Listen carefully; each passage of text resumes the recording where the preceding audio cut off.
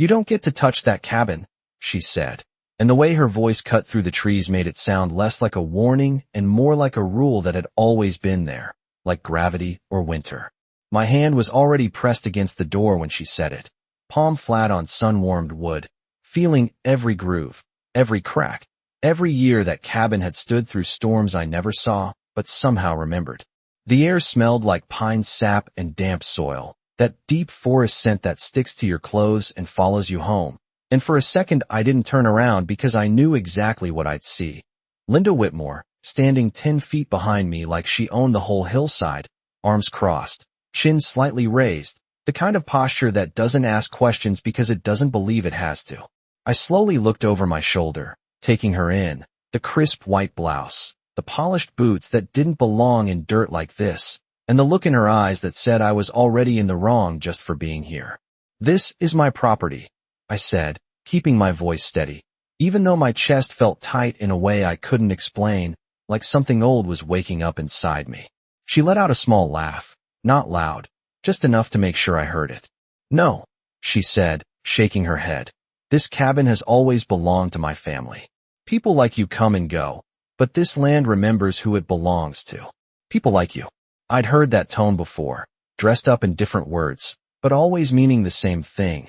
Outsider, temporary, not rooted. My fingers pressed harder into the wood, and I could feel a faint ridge under the surface, like something was hidden beneath layers of paint and time. My grandfather's voice slipped into my memory, so clearly it almost felt like he was standing beside me instead of buried 3 months ago under a simple headstone 2 counties away.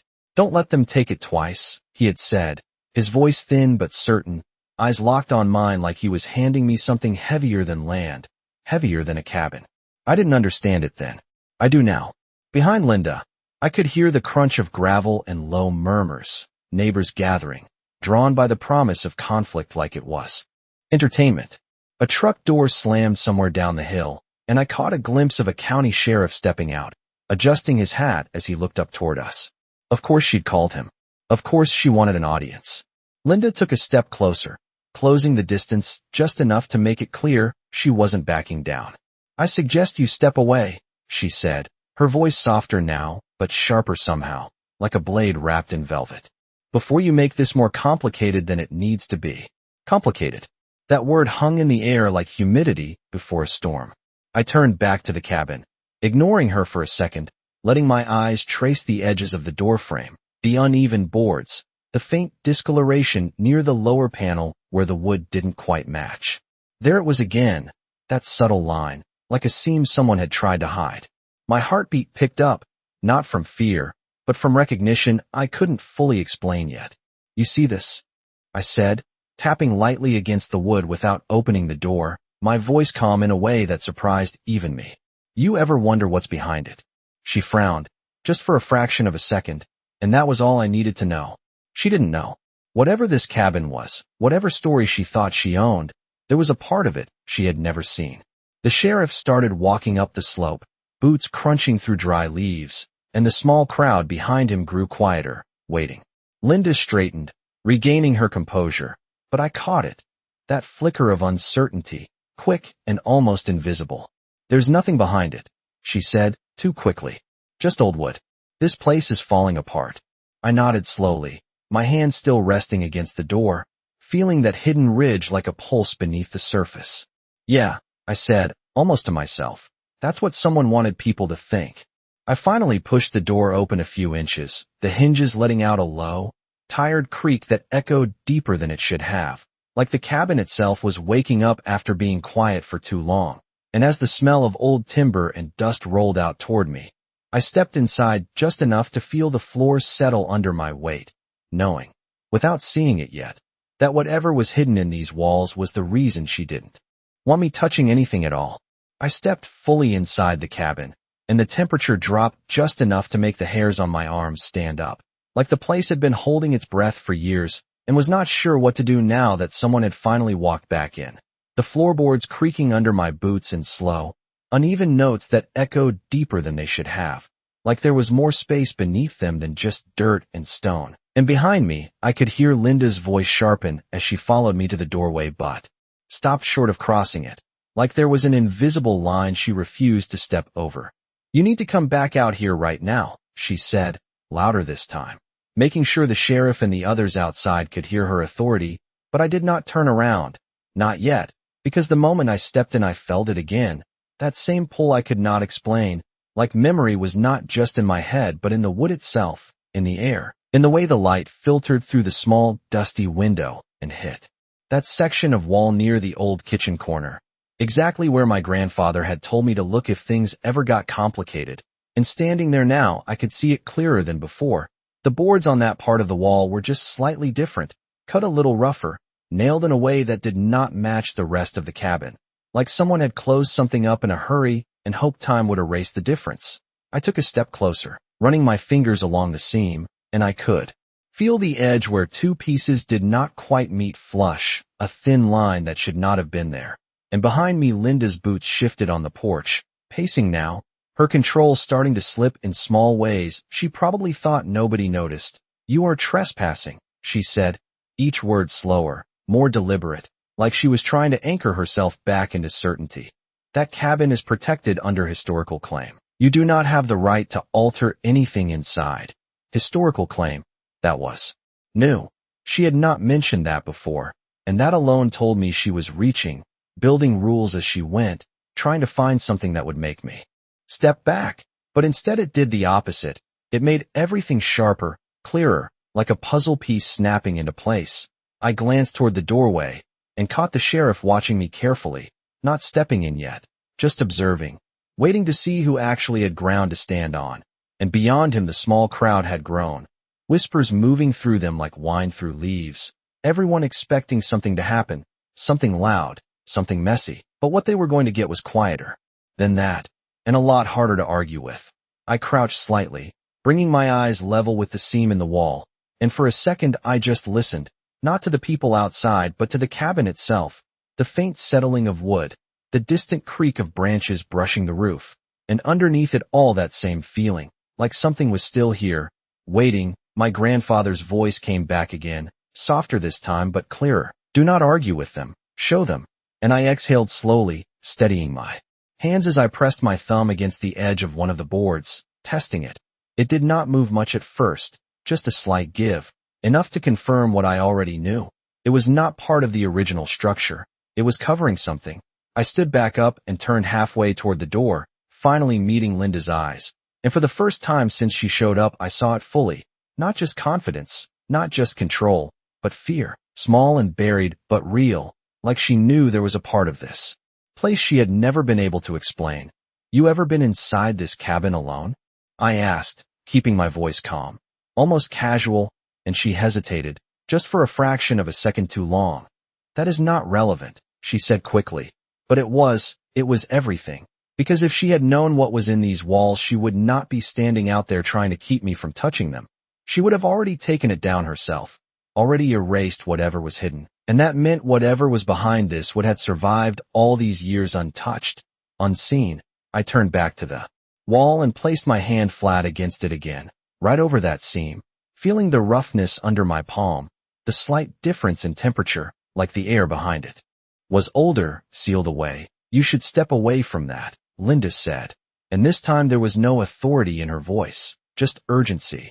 And that was the moment I knew for sure, not just a feeling anymore, but certainty settling in my chest. This was the reason she did not want me here. Not the land, not the cabin itself, but whatever truth had been buried in this wall long before either of us were born. I hooked my fingers along the edge of the board, not pulling yet, just holding it, letting the silence stretch long enough for everyone outside to feel it, for the sheriff to take one more step closer, for the whispers to die down completely. And in that stillness, with every eye on me and every breath waiting, I realized this was not about proving I belonged here. It was about proving why she did not want me to. I tightened my grip on the edge of that board, and for a second I did not move.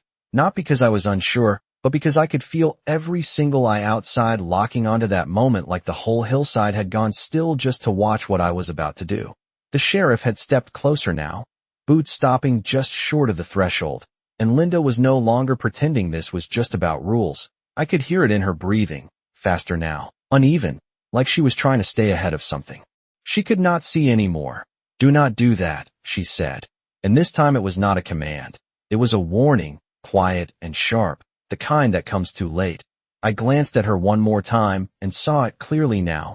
Not authority, not confidence, but something closer to panic. And that was all I needed. I hooked my fingers deeper into the seam and pulled, slow at first, the wood resisting with a dry creak that echoed through the cabin. Dust shaking loose in thin streams, the sound of old nails. Shifting, and then it gave just enough. Not breaking, not snapping, just loosening like it had been waiting for someone to finally test it. A thin line opening between the boards, and with it came a rush of stale air that smelled older than the rest of the cabin, like something sealed away decades ago.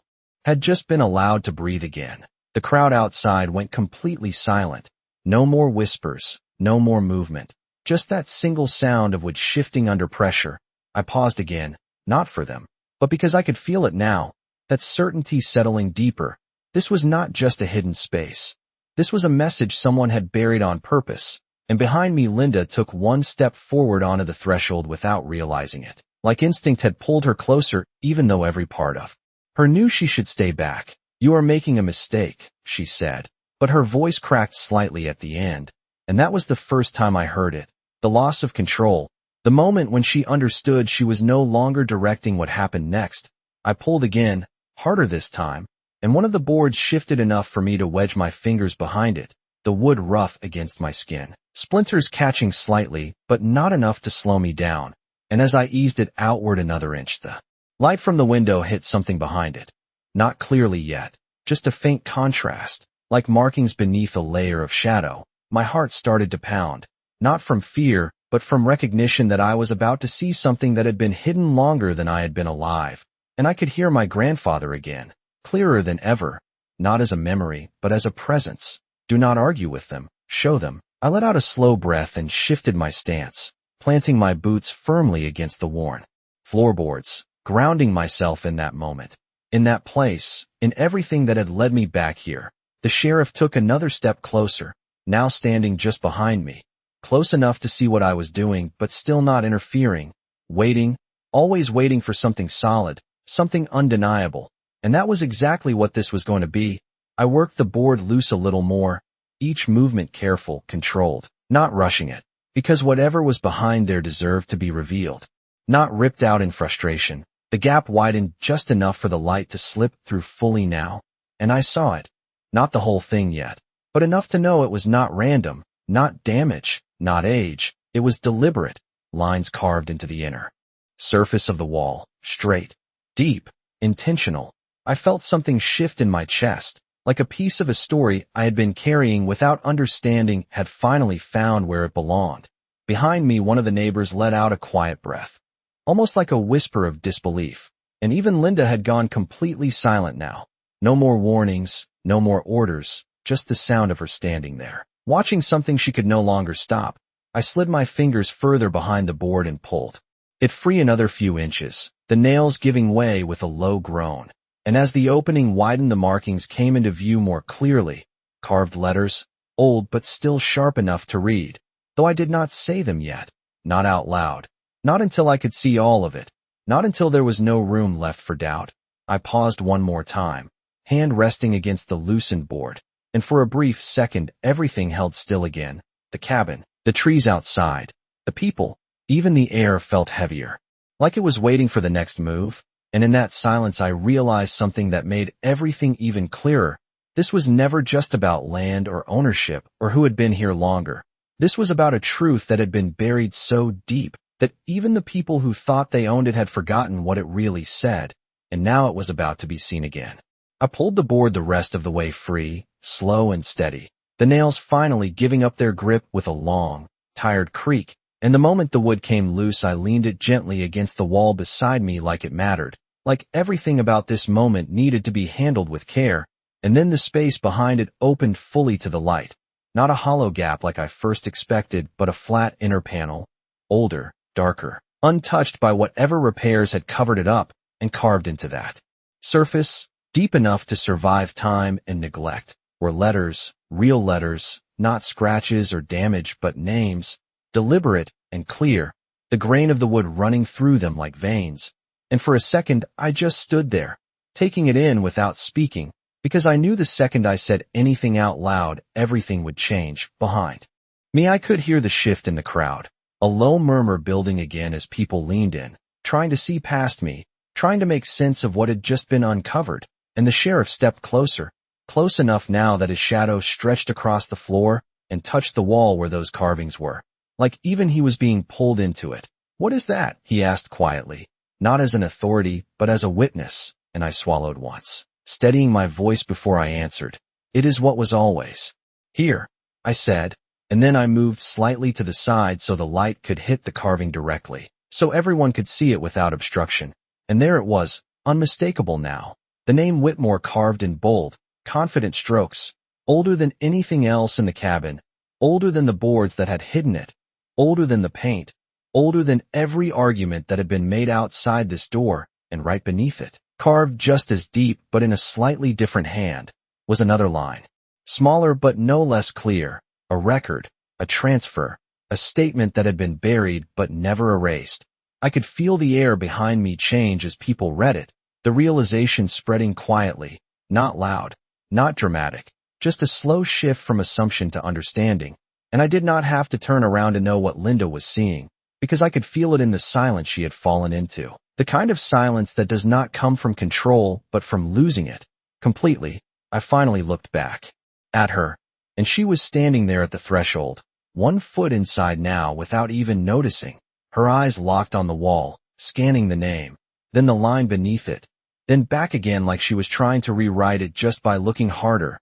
"That is not," she started, but the words did not finish, because there was nothing she could say that would change what was carved into that wood, nothing she could argue against that had been cut into place decades before either of us had a say in it. The sheriff stepped forward another inch, reading it himself now, his posture shifting from neutral observation to quiet recognition, and one of the neighbors spoke up from outside, not loudly, just enough to be heard. "That says it was signed over." And that was it. That was the moment the balance tipped, not with shouting, not with force, but with a single sentence spoken by someone who had come here expecting a spectacle and instead found a fact. Linda shook her head slightly, like she was trying to wake up from something. "This does not prove anything," she said, but her voice was thinner now, stretched, and even she did not sound convinced. I stepped back toward the wall, placing my hand just beneath the carving, not covering it, just resting there, grounding myself in the reality of it, the rough texture pressing into my palm. "It proves more than anything you have said out there," I replied, calm, steady, not raising my voice because I did not need to anymore.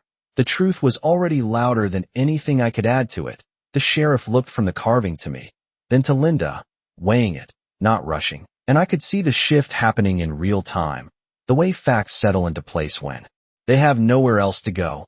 And Linda took a small step back, just one, but it was enough to break the line she had been holding at that doorway, enough to show everyone watching that whatever authority she thought she had over this place did not extend into what had just been uncovered. I let out a slow breath I did not realize I had been holding, and for a moment everything felt different. The cabin, the air, even the light coming through the window seemed clearer, like something that had been buried here for years had finally been allowed to surface. And standing there with my hand against that wall, I understood what my grandfather meant. This was not about arguing. This was not about convincing anyone. This was about revealing something that had always been true, whether anyone chose to see it or not. I did not move my hand from the wall, not yet, because I could feel the shift happening around me, subtle but undeniable, like the entire weight of the moment had quietly leaned in my direction without anyone announcing it. And for the first time since I stepped onto this land, I was not the one being questioned. Linda was. Even if no one had said it out loud yet, I watched her carefully, the way her eyes kept moving between the name carved into the wood and the line beneath it, reading it again and again like repetition might somehow change the meaning, but it did not.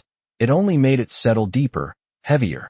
"There has to be more to it than that," she said finally, her voice tight, controlled, but missing the certainty it had carried before, and I could hear the difference clearly. That small fracture in confidence that only shows up when someone realizes they are no longer standing on solid ground. I let my hand drop slowly from the wall, and stepped back just enough to give the sheriff a full view.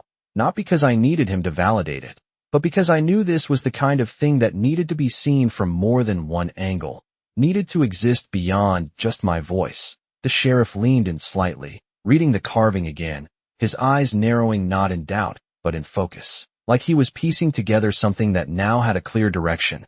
"This looks old," he said, more to himself than anyone else. Real old. And that mattered, because age was not something you could argue away with opinions or assumptions. It either held or it did not. And this held. Linda crossed her arms again, trying to rebuild that posture of control, but it was different now. Tighter, forced, like she was holding herself together instead of holding the situation together. "Old does not mean valid," she replied, and I almost smiled at that, not because it was clever, but because it was predictable. It was the kind of argument you make when the facts stop working in your favor and all you have left is doubt. I nodded slightly, acknowledging the point without giving it weight. "You are right," I said calmly. "Old does not always mean valid. But this is not just old. It is specific." I gestured toward the lower line, the one she had been avoiding looking at directly. "That is not decoration. That is a record." The word hung there, simple but solid, and I could see a few of the neighbors lean in again, trying to read it more carefully now, trying to understand what they had missed when they first glanced at it. One of them spoke quietly. "It says it was transferred," and that word did more than anything I could have added.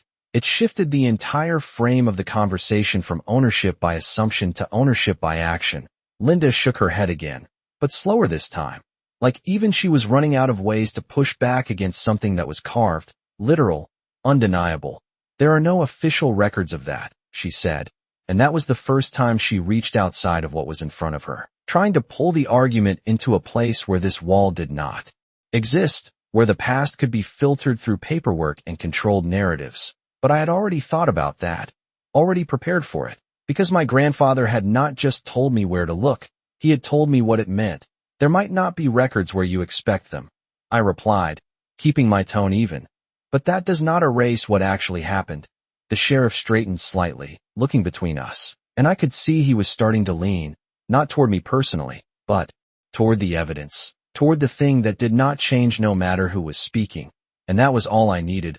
I reached down and picked up the loose board I had removed, turning it slightly so the backside caught the light. And there, faint but visible, were older nail marks, different from the rest of the cabin, evidence that this section had been opened before and then sealed again, not recently, but long enough ago that the story of it had faded. "Someone covered this up," I said, not accusing, just stating it, letting the implication settle on its own.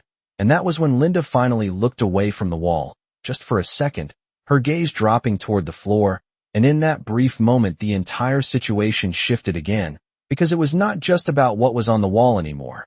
It was about what had been hidden, and why. I set the board down carefully and stepped back, giving space, not retreating, just allowing the truth to stand on its own without me holding it up.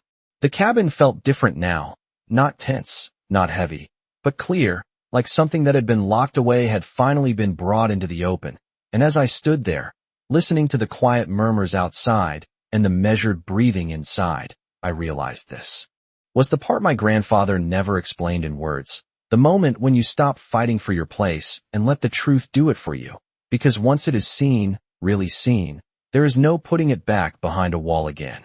The silence did not break all at once. It shifted slowly, like the entire room was recalibrating around something nobody could ignore anymore.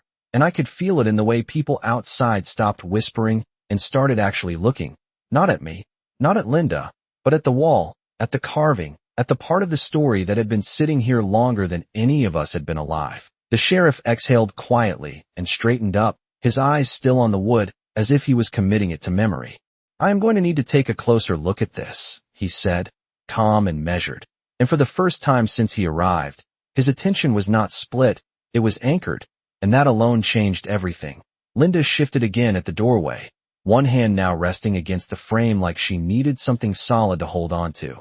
"This is being taken out of context," she said, but the words came slower now, like she was choosing them carefully and still not finding the right ones. "There are legal processes, records. This kind of thing cannot just override that." And I nodded slightly, because she was not wrong about the process, but she was wrong about the direction.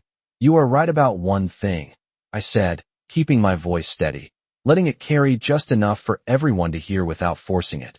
There are processes, and this is where they start, not where they end.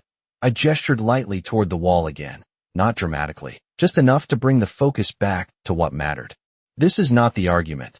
This is the evidence. The sheriff glanced at me, then back at the carving, and I could see the shift in his posture, the subtle alignment that happens when someone recognizes they are no longer dealing with a dispute, but with something that needs to be verified, documented, followed through.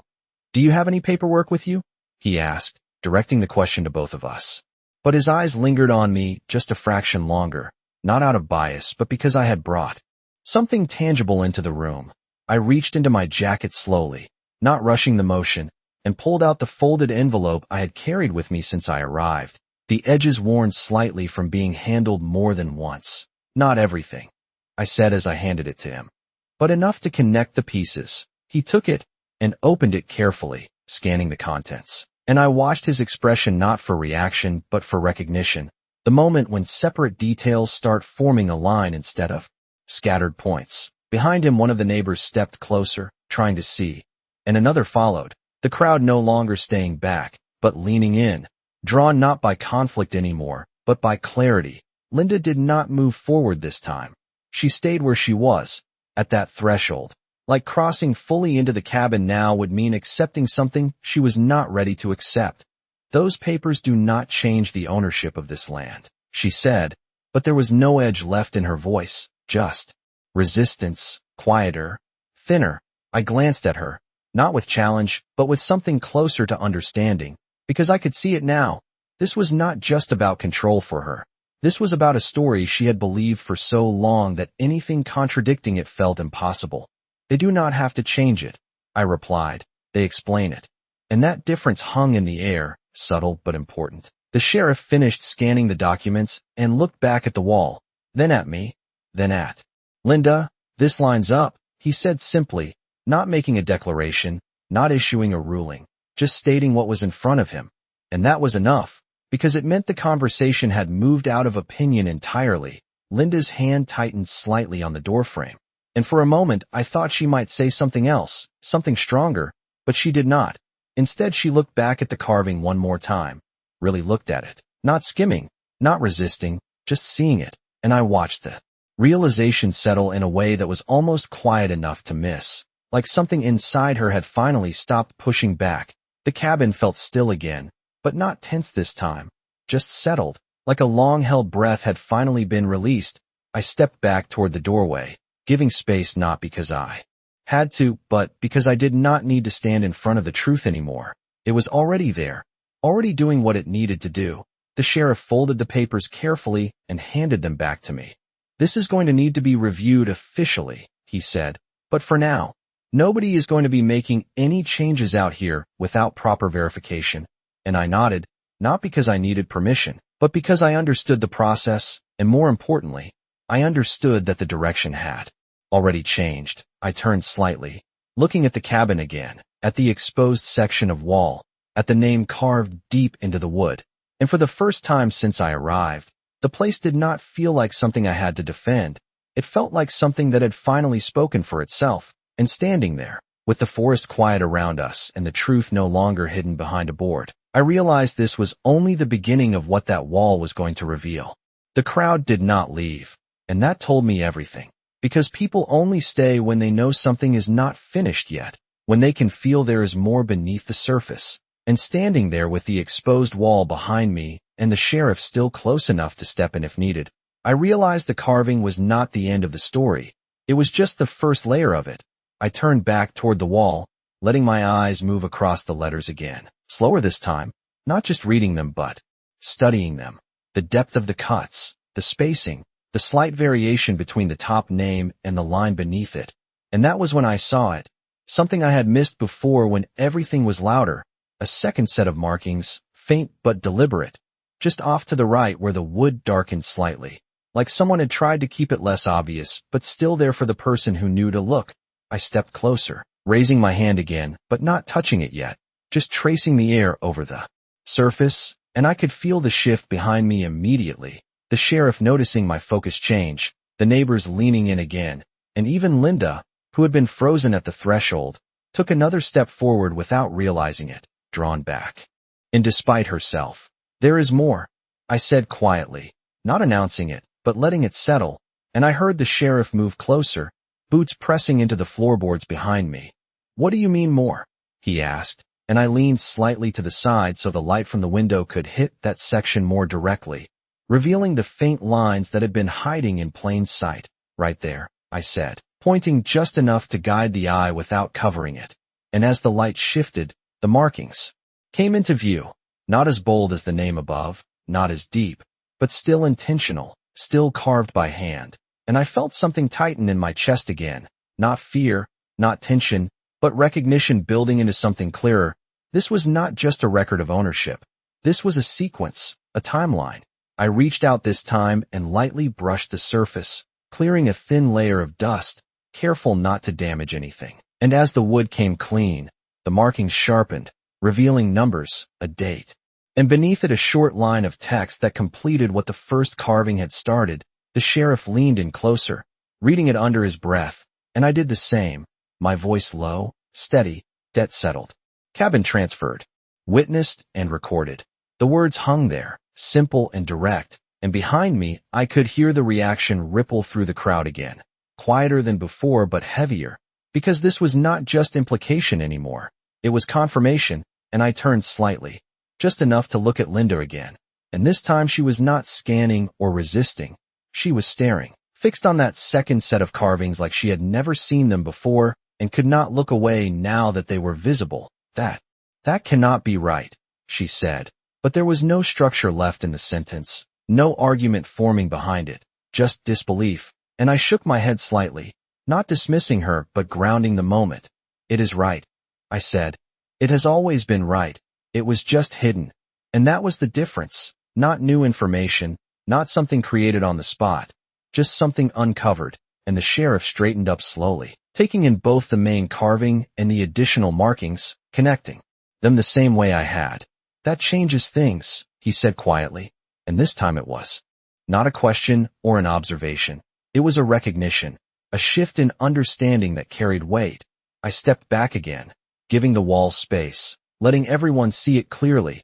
The full picture now, not just a name but a story carved into the structure itself, a transaction, a moment in time that had been preserved in wood instead of paper, and I could feel the energy in the cabin settle into something solid, no longer uncertain, no longer divided, just aligned around what was right in front of us. Linda's hand slipped from the doorframe and fell to her side, her posture changing without her choosing it, shoulders lowering slightly, the rigid line of control softening into something else, something quieter, and for a moment she looked smaller, not physically but in presence, like the space she had filled before was no longer hers to occupy.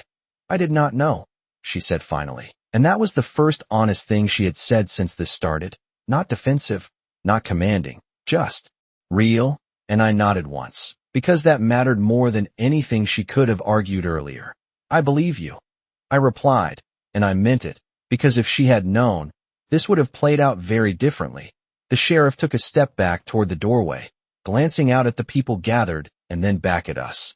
"This is going to be documented properly," he said, "but for now, this property is not in dispute the way it was presented." And that sentence did not need to be louder than that. It carried enough on its own. I turned back toward the wall one more time, letting my eyes rest on both sets of carvings together. The name, the transfer, the confirmation, all of it aligned in a way that could not be undone. And in that moment I understood something clearly. This was never about taking something from someone else. It was about uncovering something that had already been given, already been decided, long before either of us stood here. And now that it was visible again, there was no putting it back behind a board. The air inside the cabin felt different now, not heavy, not tense, but settled in a way that only comes when something hidden is finally out in the open. And I stood there for a moment without speaking, letting that silence stretch just long enough for everyone else to feel it too, because this was not a victory you rushed. It was something you let land, slow and undeniable. I turned slightly toward the doorway, and saw the shift written across every face outside. The neighbors who had come expecting a dispute now stood quietly, some with arms folded, some with hands in their pockets. All of them looking at Linda in a way they had not before. Not with automatic agreement, not with quiet support, but with questions. And that was the real change. Not what I said, not what the sheriff said, but what they now saw for themselves. Linda had not moved. She was still just inside the doorway now, no longer on the outside looking in, but not fully stepping into the space either, like she was caught between two versions of the same place, one she believed in and one she had just discovered, and I could see it in her expression, the way her eyes moved across the wall again, slower this time, not searching for a way out, but trying to understand how she had missed it, how something so permanent could have been hidden from her for so long. All these years, she said quietly, more to herself than anyone else, and I did not interrupt, because this was not my moment to speak over. This was hers to process. The sheriff cleared his throat softly, not to break the moment, but to move it forward. "Ma'am," he said, calm and respectful. "Based on what we are seeing here and the supporting documents, this is not a situation where you can restrict access or claim control the way you have been." His words were measured, careful, but they carried weight, the kind that settles into a situation and reshapes it without raising its voice. Linda nodded once, small, almost automatic, but it was enough to show she heard it, enough to show she understood the direction things had turned. I stepped closer to the wall again, not to prove anything else, but to reconnect with the place now that everything had shifted, my fingers brushing lightly over the carved letters, feeling the depth of them, the intention behind each line. And for a moment I imagined the hands that had made those marks, the decision that had been made right here in this exact spot, not written on paper first, not debated in an office, but carved directly into the structure, like whoever did it wanted to make sure it would outlast anything that came after. I could hear the faint sound of wind moving through the trees outside, the low rustle of leaves that had been there the entire time, but only now felt noticeable again, like the world had resumed after holding still. "I was told this place was ours," Linda said, her voice steadier now, but quieter, grounded in something different. Not control, but reflection, and I nodded slightly, because I understood that part. Stories get passed down, simplified, shaped over time until they feel absolute, even when they are not. It probably was, at one point, I said, not as a correction, but as a continuation, just not anymore. And that distinction settled between us without resistance. The sheriff stepped back toward the porch, giving the space room to breathe again, and the neighbors began to shift. Some stepping away, some lingering a little longer, but the energy had changed completely. No more tension, no more expectation of conflict, just a quiet understanding that what needed to be seen had been seen. Linda finally took another step forward, fully inside the cabin now, and stood beside me, not too close, not too far, just enough to look at the wall from the same angle I had been standing at. And for a moment neither of us said anything.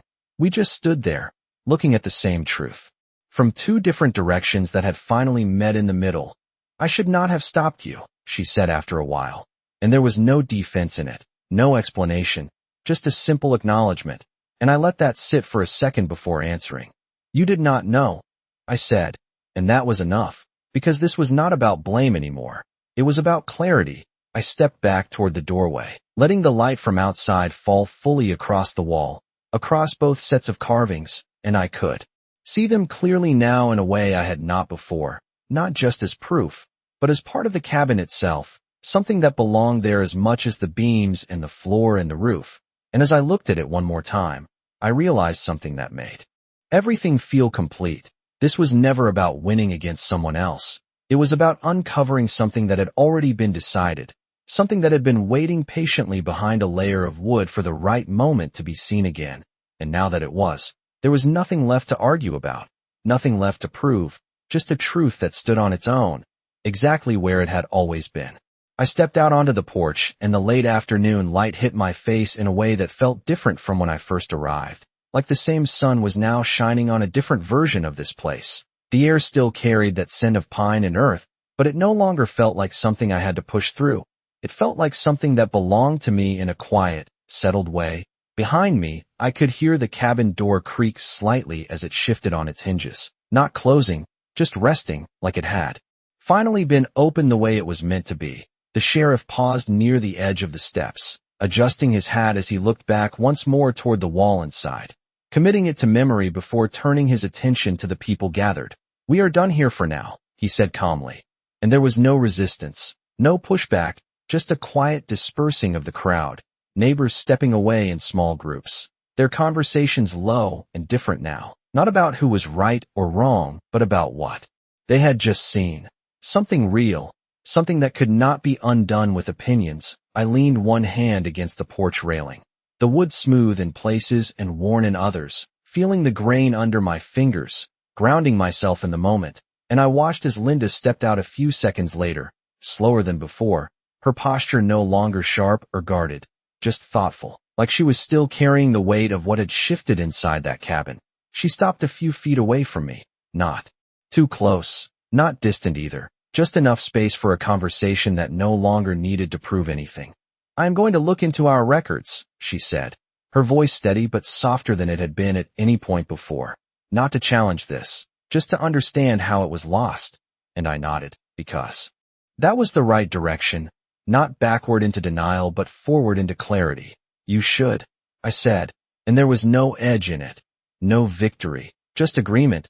She glanced back toward the cabin one more time, then down at the ground, then back up at me. "I thought I was protecting something that belonged to us," she added, and I let that sit for a moment before answering, because I understood that more than she probably expected. "You were," I said, "just not the way you thought." And that was the truth of it, simple, clean, not meant to cut but to settle. She nodded once, taking that in without argument, without defense, and then after a brief pause she turned and walked down the steps, her boots quieter now against the gravel, blending into the sound of the others leaving, until eventually the hillside returned to something close to silence. Just the wind moving through the trees and the distant sound of a truck starting up somewhere down the road. I stayed where I was for a minute. Longer, not in a rush to leave, not in a rush to do anything, just standing there with the weight of it all settling into place. And then I turned back toward the cabin, stepping inside once more, the light from the doorway stretching across the floor and up onto the wall where the carvings were now fully visible, unobstructed, exactly as they had been meant to be seen. I walked up to it slowly, not because I was unsure, but because it felt like something that deserved that kind of attention. And I placed my hand flat against the wood again, right beneath the name, feeling the texture, the depth, the permanence of it. And this time there was no voice behind me telling me to stop, no hesitation, no tension, just quiet, steady certainty. I let my hand rest there for a few seconds, long enough to feel the connection between what had been and what was now. And in that stillness I understood something clearly. This was never about taking control, never about overpowering someone else, or proving them wrong in front of a crowd. It was about patience, about letting the truth surface in its own time and trusting that when it did, it would be enough. I stepped back slightly, taking in the full wall. One last time. The name, the transfer, the confirmation, all of it aligned in a way that no argument could undo. And as I turned to leave, pulling the door open wider to let more light in rather than closing it behind me, I realized that nothing about this place had changed, and yet everything about it had. Because now it was no longer a question, no longer a dispute. It was simply what it had always been. And for the first time since I set foot on that hillside, I was not standing there to defend it. I was standing there because it was mine to stand in, quietly, completely, and without anyone left to say otherwise.